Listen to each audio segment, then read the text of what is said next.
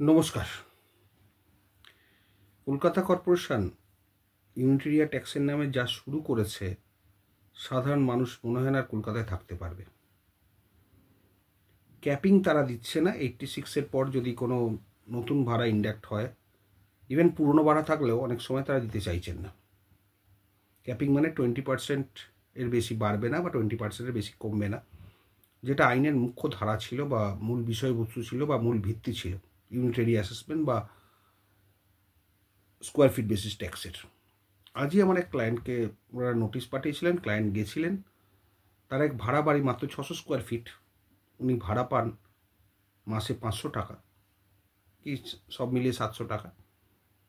তাকে বলা হয়েছে 10,000 টাকা পার কোয়ার্টার হিসেবে 30,000 টাকা, 10,000 টাকা পার মান্থ করে 30,000 টাকা পার কোয়ার্টার তাকে ট্যাক্স চাপিয়ে দেওয়া হবে। কারণ যা স্কোয়ার ফিটে টেনেন্ট থাকে তার উপরে ট্যাক্স চাপছে, অযৌক্তিক, অমানবিক, এবং কোনো কথা তারা শুনছেন না। অ্যাসেসমেন্ট অফিসার কোনো কথা কোনো রকমভাবে শুনছেন না। এভাবে চলতে থাকলে তো লোকেদের হার্ট অ্যাটাক হয়ে যাবে। তিনি বলছেন, দেখুন আমি অত ভাড়া পাই না। বলে ভাড়া পান কি না পান না সেটা আমাদের দেখার দরকার না, আমাদের আইনে আছে স্কোয়ার ফিট হিসেবে ট্যাক্স, এটাই আমরা করব। এখানে আপনার কিছু বলার নেই, আপনি সই করে দিয়ে চলে যান, আমরা ট্যাক্সের বিল পাঠিয়ে দেব। এই যদি হতে থাকে, একটা খুব প্র্যাকটিক্যাল, ওদের এরকম বহু ক্লায়েন্টের হয়েছে, তাদেরকে বলেওছি যে হাইকোর্টে মামলা করতে। কিন্তু যেটা চলছে, ধরুন যাদের মামলা করার ক্ষমতা নেই তাদের কি হবে? তারা কি কলকাতায় থাকতে পারবে না যদি এই রকমভাবে ট্যাক্স চাপায়? এটা কিন্তু শুধুমাত্র ল্যান্ডলর্ড বা বাড়িওয়ালার সমস্যা নয়, কারণ বাড়িওয়ালা অনেক জায়গায় ট্যাক্স দিতেই পারবে না যেভাবে চাপাচ্ছে। সেটা আলটিমেটলি কার ঘাড়ে যাবে? টেনেন্টের ঘাড়ে। টেনেন্টও পারবে।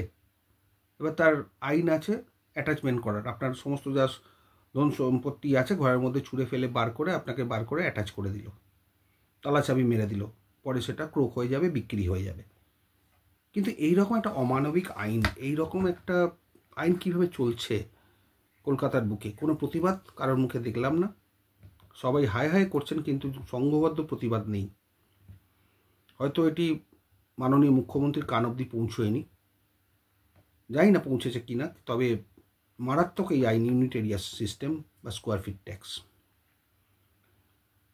অনেকের, ধরুন যারা পারছে না, এখন নুন আনতে পান্তা ফুরোয় যা অবস্থা চলছে, সেক্ষেত্রে এবার যদি কর্পোরেশন বলে যে আপনার টেনেন্ট কত স্কোয়ার ফিট জায়গা নিয়ে আছে, কোন এরিয়ায় আছে, কি ব্যবসা করছে, তার উপর ট্যাক্স চাপাবো, তাহলে সাধারণ মানুষ কোথা থেকে যাবে, কোথায় যাবে?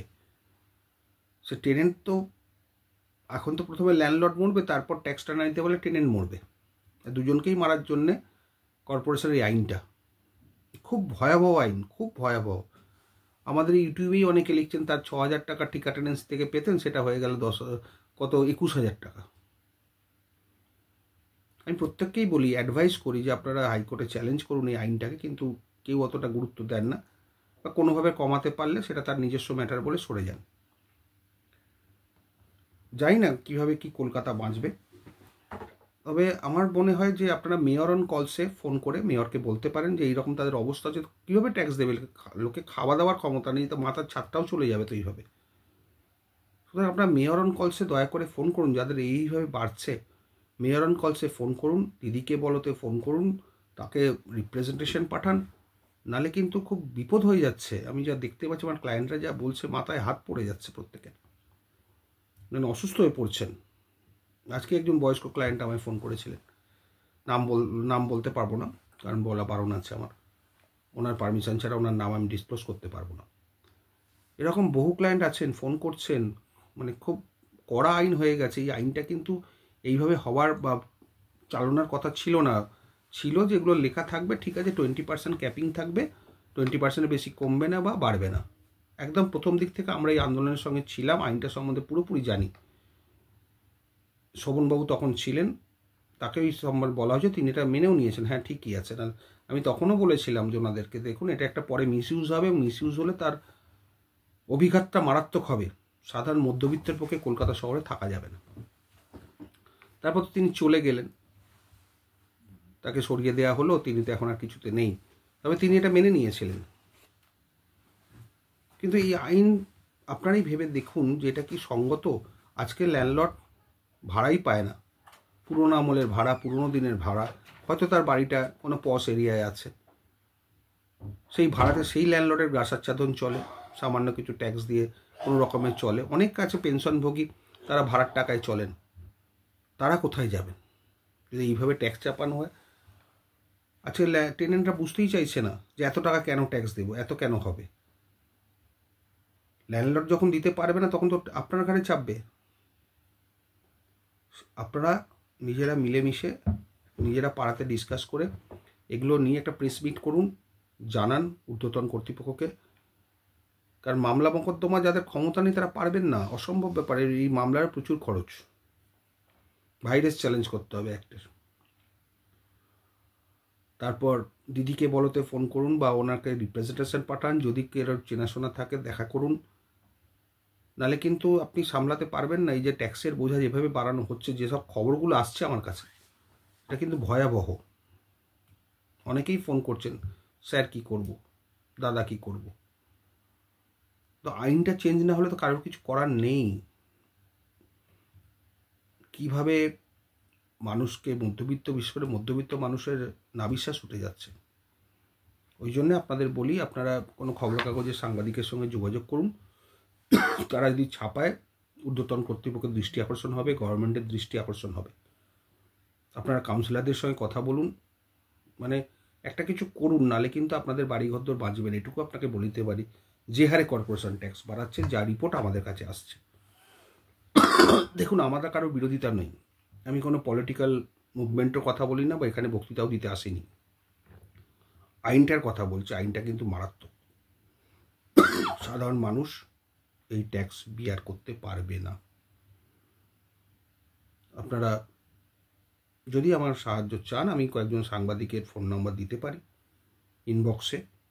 যদি যাদের বেড়ে গেছে অলরেডি তারাও যোগাযোগ করতে পারেন। তিনি বলেওছিলেন আমাকে, কিন্তু আমি নামটা এখানে ডিসক্লোজ করতে পারবো না তার পারমিশন ছাড়া। যদি ইনবক্সে কেউ আসেন, আমি সেই সাংবাদিকের নাম্বারটা দিয়ে দিতে পারবো আপনাদের। আপনারা নিজেরা কথা বলে নিজেদের যেটা বেড়েছে, যেখান থেকে বেড়েছে, যেরকম ব্যবহার পেয়েছেন অ্যাসেসমেন্টের ডিপার্টমেন্ট থেকে, সেগুলো জানাতে পারেন। বা মেল করে মাননীয় মমতা ব্যানার্জিকে জানাতে পারেন, মাননীয় মুখ্যমন্ত্রীকে জানান, মেয়র সাহেবকে জানান। যতটুকু আপনাদের ক্ষমতা আপনারা করুন। অন্তত কিছু না করলে কিন্তু আপনাদের সামনে সিরিয়াসলি খুব বড় বিপদ আসছে, মাথায় ছাদ চলে যাওয়ার অবস্থা। কারণ আইনটা সত্যি পিকুলিয়ার এবং খুব ভয়ঙ্কর। নালে ইমপ্র্যাকটিক্যালটা কোথায়, যে টেনেন্ট ধরুন 500 টাকা ভাড়া দিচ্ছে, সে ধরুন বাই চান্স পুরোনো দিনের টেনেন্ট 1000 স্কোয়ার ফিটে আছে, আপনাকে ট্যাক্স দিতে হবে 1000 স্কোয়ার ফিটের ওপরে, কোন এরিয়া আছে তার ওপরে। 500 টাকা ভাড়াটা কর্পোরেশন দেখছে না, আপনি কি পান না পান আমি দেখব না। উনি টেনেন্ট কি করছে না করছে সেটা আমিও দেখব না। আমি দেখব আমার আইনে যেটা আছে, এত টাকা স্কোয়ার ফিট এত গুণ বাড়বে, সেইটা আমি করে দেবো। আপনি দিতে পারুন না পারুন আপনার ব্যাপার, পরে আপনার সম্পত্তি আমরা ক্রোক করে নেবো, জলের লাইন কেটে দেবো, ইত্যাদি ইত্যাদি। এগুলো কিন্তু সংঘবদ্ধভাবে জানান। যারা কোর্টে যেতে পারবেন কোর্টে যান, কিংবা যারা যেতে পারবেন না তারা কিন্তু এটা নিয়ে সিরিয়াসলি বিচার বিবেচনা করুন, প্রেস কনফারেন্স করুন। মানে সবাই মিলে যদি জানাতে পারেন, ঠিক জায়গায় প্রতিবাদটা পৌঁছতে পারেন, আপনাদের যে গ্রিভান্স সেটা যদি ঠিক মতো জায়গায় পৌঁছয়, আমার মনে হয় আপনাদের সুরাহা হবে। তবে একটা কথা বারবার বলে দিই, এগুলোকে, এই ইস্যুগুলো কিন্তু পলিটিক্যালাইজ করবেন না। এগুলো কোনো রকম পলিটিক্যাল ইস্যু নয়। পলিটিক্যাল ইস্যু করতে গেলে কিন্তু আপনারাও প্রবলেমে পড়ে যাবেন। সুতরাং আপনারা চেষ্টা করুন, মাননীয় মুখ্যমন্ত্রীর কাছে দরবার করুন, মেয়র সাহেবের কাছে দরবার করুন, পারলে তারাই পারবেন আপনাদের বাঁচাতে, নাহলে কিন্তু সমূহ বিপদ। ভালো থাকবেন, সাবধানে থাকবেন, বুঝে শুনে কাজ করবেন।